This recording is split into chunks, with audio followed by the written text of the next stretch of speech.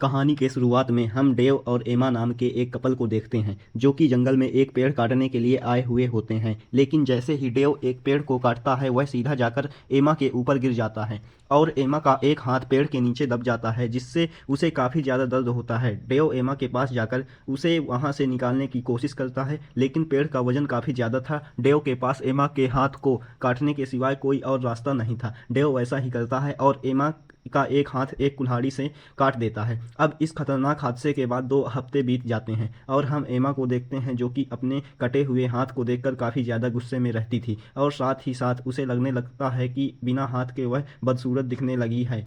इसी के चलते वह डिप्रेशन में चली जाती है। डेव अपनी पत्नी की ऐसी हालत देखी नहीं जाती, इसलिए एक दिन डेव एमा के लिए एक नकली लोहे का हाथ लाता है, लेकिन वो हाथ एमा को पसंद नहीं आता है। इसलिए डेव रात में एक हाथ का डिजाइन बनाता है। एमा उस डिजाइन को देखते ही खुश हो जाती है। डेव ने बताया कि यह हाथ 2 दिन में बन जाएगा, लेकिन एमा कहती है कि मुझे यह हाथ लोहे का नहीं बल्कि सोने का चाहिए। डेव कहता है कि हमारे पास इतना पैसा नहीं है, लेकिन एमा के बार बार रिक्वेस्ट करने पर डेव मान जाता है। उसके बाद डेव अपनी आधे से ज़्यादा प्रॉपर्टी बेच कर उस सोने के हाथ को बनवा देता है। फिर एमा उस हाथ को पहनती है और काफ़ी ज़्यादा खुश हो जाती है। लेकिन इनकी ये खुशी ज़्यादा दिनों तक नहीं टिकने वाली थी, क्योंकि कुछ ही दिनों में एमा को सोने के हाथ की वजह से उसके पूरे शरीर में इन्फेक्शन फैल जाता है। डॉक्टर उनसे कहता है कि इस हाथ को निकालना पड़ेगा वरना इन्फेक्शन पूरे शरीर में फैल जाएगा। लेकिन एमा को वह हाथ इतना पसंद आ चुका था कि वह हाथ को निकालने के लिए मना कर देती है। डॉक्टर डेव को उसे समझाने के लिए कहता है, लेकिन डेव अपनी पत्नी से बहुत ज़्यादा प्यार करता था, इसलिए वह डॉक्टर को भी बिना हाथ निकाले एमा का इलाज करने के लिए कहता है। अब इसके बाद कुछ दिन बीत जाते हैं और एमा की तबीयत इतनी ख़राब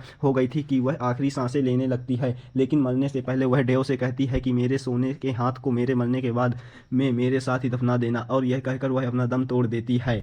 तब यहाँ से सीन कट होकर हम एमा के फ्यूनरल को देखते हैं, जहाँ पर डेव एमा की आखिरी इच्छा पूरी करते हुए उसके सोने के हाथ को उसके साथ ही दफना देता है। उसके बाद कुछ हफ्ते बीत जाते हैं और हम डेव को देखते हैं जो कि काफ़ी ज़्यादा परेशान दिख रहा था, क्योंकि डेव को उसकी जॉब से निकाल दिया गया था और वह फाइनेंशियली काफ़ी ज़्यादा गरीब हो चुका था। तभी डेव को एमा के उस सोने की हाथ की याद आती है, जिसे बेचकर उसे काफ़ी ज़्यादा पैसे मिल सकते थे। इसलिए वह रात के अंधेरे में एमा के कब्र के पास जाता है और डेव के एक कुल्हाड़ी से एमा की कब्र को तोड़ देता है। फिर वह अंदर देखता है एमा की डेड बॉडी सड़ चुकी है, लेकिन उसका सोने का हाथ बिल्कुल सही सलामत है। डेव उस हाथ को निकालने की कोशिश करता है, लेकिन वह हाथ काफ़ी ज़्यादा टाइट था, इसलिए वह कुल्हाड़ी उठाता है और उस हाथ को काटने की सोचता है। लेकिन अचानक से एमा की आंखें खुल जाती हैं। ऐसा लग रहा था कि एमा डेव को उस हाथ को निकालने के लिए मना कर रही हो। डेव एमा की आंखें बंद करता है और सोने के हाथ को काट कर निकाल लेता है, लेकिन तभी एमा की आंखें दोबारा से खुल जाती है, जिसे देखकर डेव काफ़ी ज़्यादा घबरा जाता है और वह तुरंत ही भागकर अपने घर में आ जाता है।